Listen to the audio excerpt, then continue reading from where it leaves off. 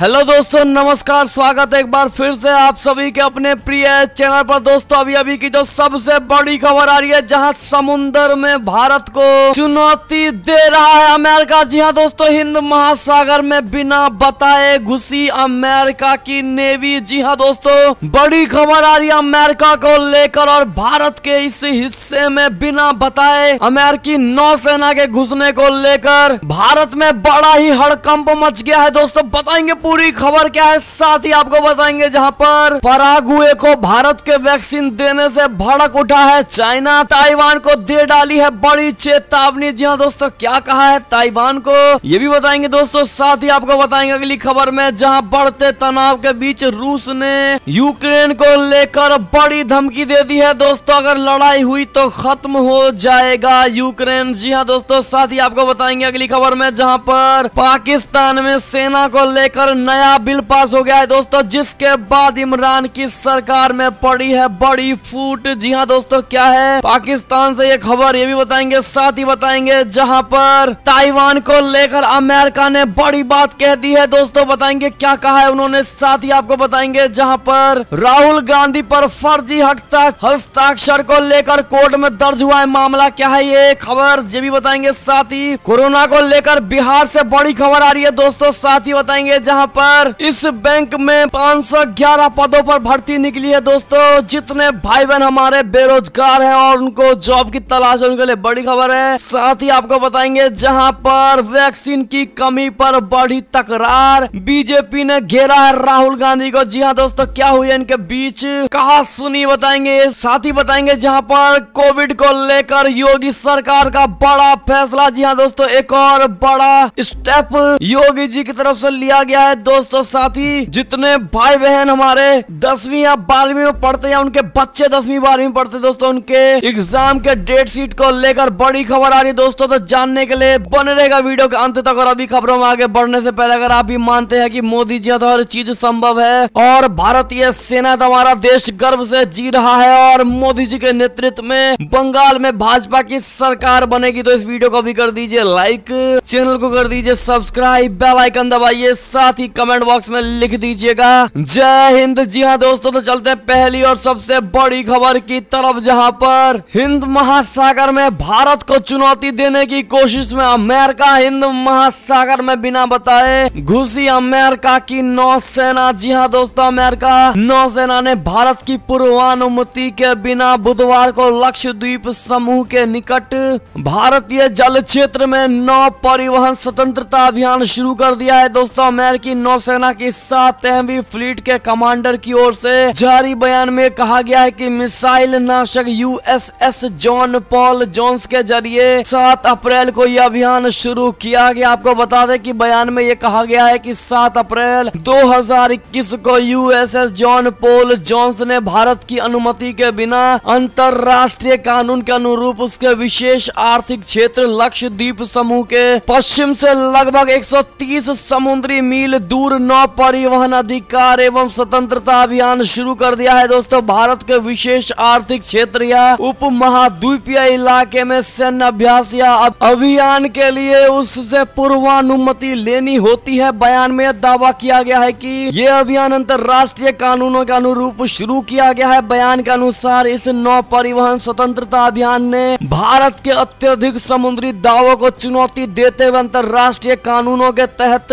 अधिकारों की स्वतंत्रता और समुद्री के विधि सम्मत उपयोग को बरकरार रखा है। जी हां दोस्तों, आपको बता दें इससे जुड़ी जो अगली खबर आ रही है, जहां भारत ने जताया है इसको लेकर बड़ा ऐतराज। केंद्र सरकार ने अमेरिकी युद्धपोत जॉन पॉल जोन्स के भारत के समुद्री क्षेत्र से बगैर इजाजत गुजरने पर कड़ी आपत्ति जताई है दोस्तों। विदेश मंत्रालय ने कहा है कि हमने अमेरिकी पोत के हमारे विशेष आर्थिक क्षेत्र यानी EEZ से गुजरने के बारे में अपनी चिंताओं से राजनयिक चैनलों के माध्यम से अमेरिका को अवगत कराया है। विदेश मंत्रालय ने शुक्रवार को कहा है कि जहाज के फारस की खाड़ी से मलक्का जल डमरू मध्य की ओर जाने पर नजर रखी गई थी। अमेरिकी नौसेना के नौ परिवहन की स्वतंत्रता अभियान को लेकर ये बात कही है दोस्तों। प्रवक्ता ने कहा है कि संयुक्त राष्ट्र के कानून किसी अन्य देश को तटीय देश की बगैर इजाजत के युद्धाभ्यास की इजाजत नहीं देती है। जी हाँ दोस्तों, आप ट्वीट देख पा रहे होंगे। Press Trust coast of India का। ऐसे में आपकी क्या राय है दोस्तों? क्या आपको नहीं लगता कि अमेरिका ऐसी कोशिश सिर्फ इसलिए कर रहा है क्योंकि कहीं ना कहीं भारत और चाइना के बीच में बात बनती हुई दिखाई दे रही है दोस्तों, और भारत चाइना शांति की तरफ बढ़ रहे हैं दोस्तों। ऐसे में अगर आप भी मानते हैं कि अमेरिका कहीं ना कहीं ये नहीं चाहता कि भारत और चाइना के बीच में पूरी तरह सुलह हो जाए या फिर इनके बीच शांति स्थापित हो जाए, ऐसे में दोस्तों क्या कहते हैं दोस्तों? आप लोगों को क्या लगता है कमेंट करके जरूर बताइएगा, और भारी मात्रा में कमेंट करिएगा दोस्तों, क्योंकि बिना बताए भारत के क्षेत्र में आ जाना ये बहुत बड़ी कार्यवाही है अमेरिका की तरफ से। क्या कहते हैं आप लोग दोस्तों? बताइएगा जरूर। चलते हैं अगली बड़ी खबर की तरफ, जहां पर पराग्वे को भारत के वैक्सीन देने से भड़क उठा चीन, ताइवान को दे डाली बड़ी चेतावनी। जी हां दोस्तों, चीन ने कहा है कि कोविड वैक्सीन मामले में ताइवान पराग्वे को लेकर बेवजह विवाद खड़ा कर रहा है। ताइवान ने दक्षिण अमेरिकी देश को वैक्सीन दिलाने के लिए न केवल भारत से वार्ता की है बल्कि उसे तत्काल 1 लाख खुराकें भी दिलवा दी हैं दोस्तों। ताइवान के विदेश मंत्री जोसेफ वू के इस रहस्योद्घाटन के बाद चीन बौखला गया है दोस्तों, और अब वो ताइवान पर अपनी भड़ास निकाल रहा है। कहा है कि ताइवान को ये नहीं भूलना चाहिए कि वो चीन का हिस्सा है। ताइवान को मान्यता देकर उसके साथ कूटनीतिक रिश्ते बनाने वाले दुनिया के 15 देशों में पराग्वे भी शामिल है। जी हाँ दोस्तों, आपको बता दें कि चीन के विदेश मंत्रालय के प्रवक्ता झोउ लीजिन ने कहा है कि चीन का कोविड-19 को लेकर अन्य देशों के साथ सहयोग बहुत विस्तृत और खुला हुआ है। ताइवान के अधिकारियों ने जो कुछ किया वो बिल्कुल अलग मामला है। उन्होंने धन देकर सुविधाएं खरीदने का काम किया है, इसलिए हम ताइवान को चेतावनी देते हैं कि वह वैक्सीन को राजनीतिक उद्देश्यों को पूरा करने के लिए इस्तेमाल ना करें, क्योंकि वैक्सीन या डॉलर डिप्लोमेसी से ताइवान का खुद को स्वतंत्र करने का सपना पूरा नहीं हो पाएगा। जी हाँ दोस्तों, बड़ी चेतावनी चाइना की तरफ से ताइवान को दी गई है दोस्तों। ऐसे में आपकी क्या प्रतिक्रिया होगी? अपनी राय अवश्य दीजिएगा, और इस वीडियो को लाइक जरूर कर दीजिएगा दोस्तों। अगर अभी तक लाइक नहीं किया है तो लाइक कर दीजिएगा दोस्तों। अगली खबर की बात करें तो बढ़ते तनाव के बीच रूस ने बड़ी धमकी दी है। कहा अगर लड़ाई हुई तो खत्म हो जाएगा यूक्रेन। जी हाँ दोस्तों, यूक्रेन के साथ बढ़ते तनाव के बीच रूस ने अब और ज्यादा आक्रामक रुख अपना लिया है दोस्तों। रूसी मीडिया को ब्रीफिंग में क्रेमलिन, जिसे रूसी राष्ट्रपति का कार्यालय कहा जाता है, उसके अधिकारियों ने बड़ी चेतावनी दी है कि अगर यूक्रेन ने अपनी शत्रुतापूर्ण गतिविधियां बढ़ाई तो वो अपने अंत को आमंत्रित करेगा। राष्ट्रपति व्लादिमीर पुतिन के deputy chief of staff Dmitry Kozak ने कहा कि मैं यूक्रेन के अंदर मौजूद इस आकलन का समर्थन करता हूं कि लड़ाई की शुरुआत असल में यूक्रेन के अंत की शुरुआत होगी। कोजाक ने कहा है कि ऐसा जख्म होगा जिसे यूक्रेन खुद आमंत्रित कर रहा है। इसमें गोली उसके पांव में नहीं बल्कि चेहरे पर लगेगी। जी हाँ दोस्तों, रूस ने ये 2 टूक कहा है कि वो यूक्रेन के पूर्वी हिस्से में मौजूद रूसी नागरिकों की रक्षा के लिए खुलकर सामने आएगा। वो कितना दखल देगा इससे तय हो गया है कि आग कितनी सुलगती है। इसके पहले यूक्रेन के राष्ट्रपति व्लादिमीर जेलेंस्की ने पश्चिमी देशों से अपील की थी कि वे यूक्रेन की मदद के लिए आगे आए। जी हाँ दोस्तों, ऐसे में आप रूस और यूक्रेन की लड़ाई को किस नजरिए से देखते हैं दोस्तों, और क्या लगता है आपको? क्या यूक्रेन को झुक जाना चाहिए दोस्तों या फिर डट कर मुकाबला करना चाहिए रूस का? आपको जो भी लगता हो कमेंट करके जरूर बताइएगा दोस्तों। चलते हैं अगली खबर की तरफ, जहां पर पाकिस्तान में सेना को लेकर नया बिल पास हो गया है दोस्तों, जहां इमरान की सरकार में पड़ी इसके बाद बड़ी फूट। बता दें, पाकिस्तान में एक संसदीय समिति की तरफ से एक बिल पास किया गया है जिसमें सेना की आलोचना करने पर 2 साल तक सलाखों के पीछे रहना पड़ सकता है। जी हाँ दोस्तों, पाकिस्तान की national assembly standing committee on interior ने बुधवार को एक नया आपराधिक कानून संशोधन बिल पास किया है दोस्तों। इसके कानून बनने पर पाकिस्तानी सशस्त्र बलों की आलोचना करने पर 2 साल की जेल की सजा के साथ 50,000 रुपए तक का जुर्माना भरने का प्रावधान है। इस विवादास्पद बिल पर इमरान खान सरकार के मंत्री ही सवाल उठा रहे हैं। जी हाँ दोस्तों, पाकिस्तान के विज्ञान और प्रौद्योगिकी मंत्री फवाद चौधरी ने आलोचना को आपराधिक कृत्य बताने वाले इस बिल को आले दर्जे का हास्यास्पद विचार करार दिया है दोस्तों। हालांकि फवाद चौधरी ने अपने ट्वीट में सीधे बिल का जिक्र नहीं किया, लेकिन उन्होंने एक पत्रकार के ट्वीट की प्रतिक्रिया में यह बात जरूर कह डाली। जी हाँ दोस्तों, ऐसे में आप उनका ट्वीट भी देख पा रहे होंगे दोस्तों। इस पर आपकी क्या प्रतिक्रिया होगी? अपनी राय अवश्य दीजिएगा। चलते हैं अगली खबर की की तरफ, जहां अमेरिका चाइना के बीच तनाव को लेकर बड़ी खबर, जहां अमेरिका ने कहा है कि ताइवान को चीन के हर खतरे से बचाएंगे। जी हां दोस्तों, ताइवानी विदेश मंत्री की इस चेतावनी के बाद कि यदि चीन ने उस पर हमला किया तो वो आखिरी दिन तक अपनी रक्षा करेगा, अमेरिका ने भी अब ताइवानी क्षेत्र में चीनी घुसपैठ पर बड़ी चेतावनी दे डाली है। दोस्तों, अमेरिका ने कहा है कि हम ताइवानियों की सुरक्षा के लिए प्रतिबद्ध हैं और यदि कोई देश ताइवान की सामाजिक आर्थिक व्यवस्था को खतरे में डालने की कोशिश करेगा तो हमारे पास भी उसका विरोध करने की क्षमता है। आपको बता दें कि ताइवान के विदेश मंत्री जोसेफ वू ने बुधवार रात को कहा था कि चीन एक तरफ सुलह की कोशिश के संदेश दे रहा है और दूसरी तरफ सैन्य धमकियां दे रहा है। इस तरह ताइवान द्वीप के लोगों को मिला जुला संकेत मिल रहा है, क्योंकि चीन अब भी ताइवान को अपना हिस्सा बताता है। इसके बाद अमेरिकी विदेश मंत्री ने नेड प्राइस ने कहा कि ताइवान के लिए हमारी प्रतिबद्धता चट्टान की तरह और हम सूरत में ताइवान स्ट्रेट तथा क्षेत्र के भीतर शांति व स्थिरता में योगदान देने को तत्पर हैं और ऐसे में अगर ताइवान पर कोई आंच आएगी तो अमेरिका बिल्कुल पीछे नहीं हटेगा और ताइवान की रक्षा करने के लिए अमेरिका किसी भी हद तक जा सकता है। जी हाँ दोस्तों, इस प्रकार से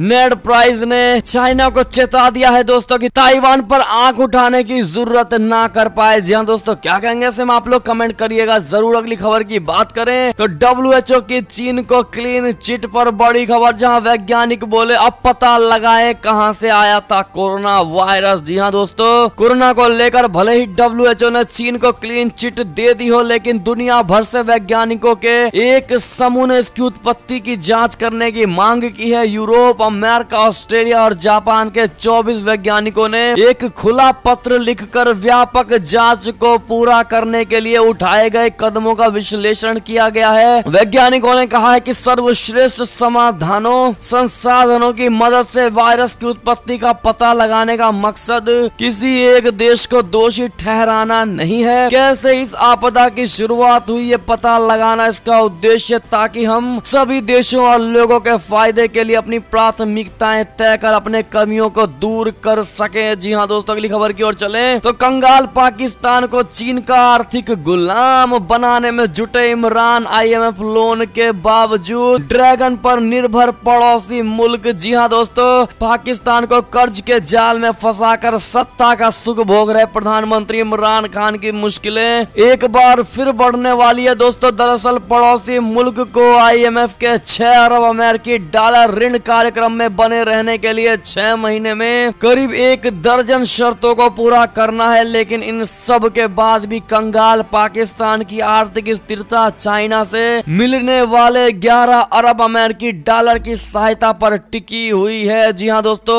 एक्सप्रेस ट्रिब्यून की खबर के मुताबिक वॉशिंगटन स्थित अंतरराष्ट्रीय ऋणदाता ने गुरुवार को 6 बिलियन अमेरिकी डॉलर के अपने स्टाफ स्तर की रिपोर्ट की जानकारी दी है। जी हाँ दोस्तों, ऐसे में अगर आप भी मानते हैं कि पाकिस्तान अपनी आदत नहीं सुधार सकता है दोस्तों और मांगने वाली नीति पाकिस्तान की कभी खत्म नहीं होगी और वो जिंदगी भर सबसे मांगता ही रहेगा, तो कमेंट में अपनी राय अवश्य दीजिएगा। चलते एक और बड़ी खबर की तरफ, जहां तालिबान का बढ़ता खतरा, अफगानिस्तान में बढ़ सकती है अमेरिकी सेनाओं की मौजूदगी। जी हाँ दोस्तों, अफगानिस्तान से अमेरिकी सेना वापस बुलाने के लिए 1 मई की समय सीमा नजदीक आ रही है, लेकिन ऐसा लग रहा है कि राष्ट्रपति जो बाइडेन इसके लिए तैयार नहीं है। इस संबंध में 2009 से 2013 तक नाटो के शीर्ष कमांडर रहे पूर्व नौसेना एडमिरल जेम्स स्टेविडिस ने कहा है कि कई बार कोई फैसला ना लेना भी फैसला बन जाता है, जो 1 मई की समय सीमा के मामले में सच लगता है। आपको बता दें कि जो बाइडेन के किसी भी फैसले पर ना पहुंचने से अफगानिस्तान में बाकी के 2500 अमेरिकी सैनिकों को वापस बुलाने पर रोक लग सकती है और अमेरिका तालिबान के बढ़ते खतरे से जूझ रही अफगान सेनाओं को समर्थन जारी रख सकता है। क्या कहते हैं आप लोग दोस्तों, क्या अमेरिकी सेनाओं को अफगानिस्तान में बने रहना चाहिए दोस्तों? हाँ या ना, बताइएगा जरूर। चलते अगली बड़ी खबर की तरफ, जहां नेपाल में बड़ी राजनीतिक संकट के बीच एक खबर, जहां प्रधानमंत्री KP शर्मा ओली के 4 मंत्रियों से चीनी संसद की सदस्यता। जी हाँ दोस्तों, नेपाल के प्रधानमंत्री KP शर्मा ओली के मंत्रिमंडल के 4 मंत्रियों से गुरुवार को संसद की सदस्यता छीन ली गई है। दोस्तों, सदस्यता गंवाने वाले मंत्री पुष्प कमल दहल प्रचंड की सीपीएन माओइस्ट सेंटर पार्टी के सदस्य हैं दोस्तों ऊर्जा मंत्री तोप बहादुर राय, माजी उद्योग मंत्री लेखराज भट्टा, इसी प्रकार से शहरी विकास मंत्री प्रमुख शाह और श्रम मंत्री गौरी शंकर चौधरी से उनकी पार्टी का सुझाव मिलने पर संसद की सदस्यता छीन ली गई। चलते अगली खबर की तरफ, जहां सेना प्रमुख नरवणे का बांग्लादेश दौरे के बीच आई खबर। बांग्लादेश में चीन के बढ़ते प्रभाव के जवाब में भारत की वैक्सीन डिप्लोमेसी आने वाली है काम। जी हाँ दोस्तों, बांग्लादेश में चीन के बढ़ते प्रभाव के बीच भारत ने भी वहां की सेना के साथ संबंधों को और गहरा करने पर ध्यान देना शुरू कर दिया है दोस्तों। इसके लिए भारत ने वैक्सीन डिप्लोमेसी का बड़ा सहारा लिया है। सेना प्रमुख जनरल एम नरवणे ने बृहस्पतिवार को ढाका पहुंचने पर बांग्लादेशी सेना अध्यक्ष जनरल अजीज अहमद को उनके जवानों के लिए कोविड-19 वैक्सीन की 1 लाख खुराक तोहफे में सौंप दी है दोस्तों। जनरल नरवणे का ये 5 दिवसीय दौरा पिछले महीने बांग्लादेशी स्वतंत्रता दिवस में प्रधानमंत्री नरेंद्र मोदी जी के शामिल होने के महज 2 सप्ताह बाद हो रहा है। चलते अगली खबर की तरफ, जहां पर पाकिस्तान के हाई लेवल डेलीगेशन को अफगानिस्तान ने बेरंग लौटाया, लैंडिंग की नहीं दी इजाजत। जी हाँ दोस्तों, पाकिस्तान को अफगानिस्तान में हाई लेवल बेइज्जती का बड़ा सामना करना पड़ा है। दरअसल अफगानिस्तान यात्रा पर गए पाकिस्तानी संसदीय प्रतिनिधिमंडल को हवाई अड्डे के टावर ऑपरेटर ने सुरक्षा का हवाला देते हुए लैंडिंग की इजाजत नहीं दी। इतना ही नहीं दोस्तों, यात्रा रद्द करने की सूचना भी प्रतिनिधिमंडल को ऑपरेटर द्वारा नहीं दी गई। इससे अंदाजा ये लगाया जा सकता है कि अफगान की नजरों में पाकिस्तान की क्या अहमियत है। अफगानिस्तान के इस रुख पर पाकिस्तान गुस्से से लाल हो गया। जी हाँ दोस्तों, बड़ी बेइज्जती, बड़ी किरकिरी हुई है पाकिस्तान की। क्या कहेंगे आप लोग, बताइएगा जरूर। अगली खबर की ओर चले तो अयोध्या से बड़ी खबर, जहां राहुल गांधी पर फर्जी हस्ताक्षर को लेकर कोर्ट में दर्ज हुआ मामला। 5 मई को होगी अगली सुनवाई। बता दें, कांग्रेस के पूर्व राष्ट्रीय अध्यक्ष राहुल गांधी के खिलाफ अयोध्या के एडीजे प्रथम अदालत में एक और मामला दर्ज हो गया है दोस्तों। राहुल गांधी के खिलाफ अब एडीजे प्रथम कोर्ट में 2 केस चलेंगे। बता दें, दरअसल याचिकाकर्ता अधिवक्ता मुरलीधर चतुर्वेदी के वकील विवेक सोनी ने बताया है कि राहुल गांधी के अधिवक्ता प्रियनाथ सिंह ने जो वकालतनामा कोर्ट में दाखिल किया है उस पर राहुल गांधी के फर्जी हस्ताक्षर हैं। एक सांसद होने के नाते राहुल गांधी के जो हस्ताक्षर इंटरनेट पर विकिपीडिया पर मौजूद हैं वो उससे बिल्कुल मेल नहीं खाते। जी हाँ दोस्तों, ऐसे में अगर आप भी मानते हैं कि राहुल गांधी सिर्फ पप्पू नहीं बल्कि फेक लीडर है तो कमेंट सेक्शन में फेक लीडर जरूर लिखिएगा दोस्तों। अगली खबर की बात करें तो दिल्ली से बड़ी खबर, जहां सर गंगाराम अस्पताल के बाद अब एम्स के डॉक्टर कोरोना की चपेट में 22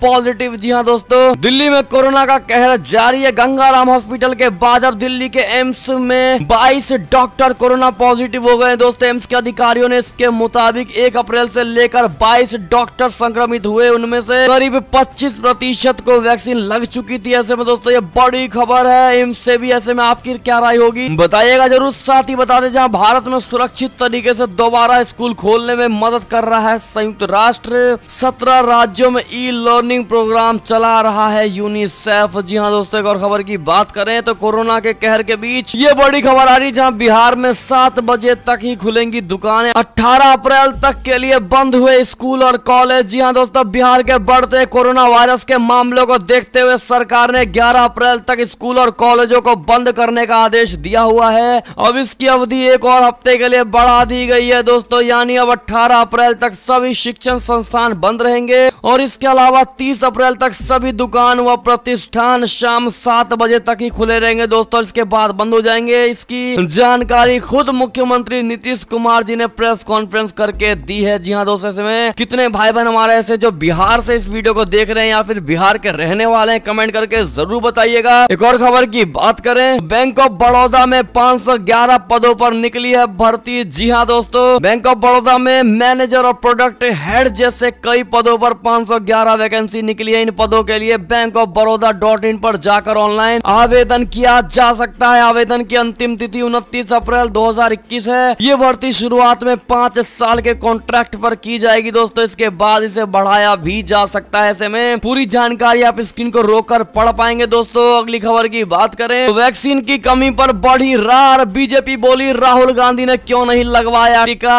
क्या विदेश में जाकर ले ली डोज। जी हाँ दोस्तों, कांग्रेस नेता राहुल गांधी की ओर से देश में कोरोना वैक्सीन की कमी का आरोप लगाए जाने पर बीजेपी ने तीखी प्रतिक्रिया दी है। केंद्रीय मंत्री और बीजेपी नेता रविशंकर प्रसाद ने ट्वीट करके कहा है कि देश में वैक्सीन की कमी नहीं है, बल्कि राहुल गांधी अटेंशन की कमी से जूझ रहे हैं। उन्होंने लिखा है कि आखिर राहुल गांधी ने अब तक वैक्सीन क्यों नहीं लगवाई, या फिर वो लगवाना नहीं चाहते हैं। ऐसा तो नहीं है कि वो अपनी किसी विदेश यात्रा पर वैक्सीन लगवा आए हैं और उसके बारे में जानकारी नहीं देना चाहते। के बाद कई ट्वीट करते हुए रविशंकर प्रसाद ने लिखा, राहुल गांधी को यह समझना चाहिए कि कांग्रेस शासित राज्यों में वैक्सीन की कमी नहीं है, बल्कि हेल्थ केयर के प्रति कमिटमेंट का अभाव है। जी हाँ दोस्तों, आप रविशंकर प्रसाद जी का ये सारे ट्वीट पढ़ पा रहे होंगे। दोस्तों अगर आप भी मानते हैं कि ये सच है तो कमेंट में अपनी राय अवश्य दीजिएगा। और राहुल गांधी इटली से लगवा कर लाए हैं कोरोना वैक्सीन, बताइएगा जरूर दोस्तों, ये बात जरूर लिख दीजिएगा। अगली खबर की बात करें, दिल्ली से एक और खबर, जहां कोरोना के चलते दिल्ली के सभी स्कूल अगले आदेश तक बंद है। दोस्तों सीएम केजरीवाल का यह बड़ा फैसला है, जहां सरकारी और प्राइवेट दोनों स्कूल अगले आदेश तक के लिए बंद कर दिया गया है। साथ ही उत्तर प्रदेश से खबर आ रही है, जहां योगी सरकार का बड़ा निर्देश, 50% कर्मचारियों की संख्या के साथ काम करे सरकारी और गैर सरकारी कार्यालय। जी हाँ दोस्तों, साथ ही अंतिम खबर की बात करें तो कब होगी सीबीएसई बोर्ड 10वीं और 12वीं की परीक्षा।